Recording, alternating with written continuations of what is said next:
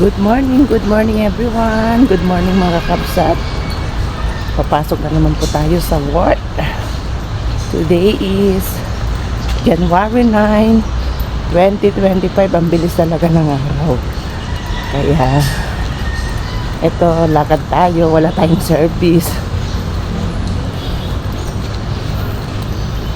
Hindi po tayo nakapagpahatid kasi maaga silang umalis kagabi pa. So, yun lang. Thanks for watching. Bye. God bless everyone. Good morning everyone. Good morning mga kabsat. Today is January 10, 2025. Papasok na naman po tayo sa trabaho. Siyempre, maaga po tayo. Ayaw natin ng malate. Naglalakad po tayo. Lakad-lakad lang sandali. Para din naman may exercise ngayong umaga. So, thank you po sa inyong suporta. Bye. God bless. Good morning everyone. Good morning mga kakabsat. Ang sarap pala nitong ganitong klase ng seaweed.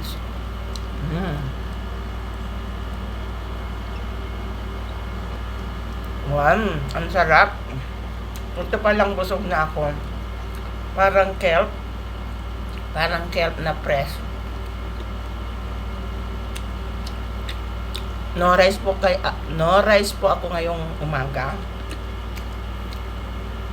Kasi hindi na ako bumili ng rice dahil meron naman po akong baon na nilagang kamote at saka isang itlog na nilaga. Ayan. Ay, alam ko sapat na po ito. Ang liliit ng mga nilaga kong kamote. Yan. Siyempre, meron din tayong healthy coffee. Yun, kaya inom na po tayo. Ang sarap talaga ito. First time ko pong kumain at makatikim ng ganitong klase ng seaweed.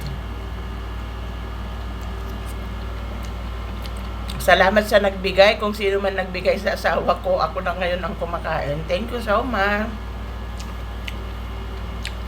Salamat din po sa inyong panonood.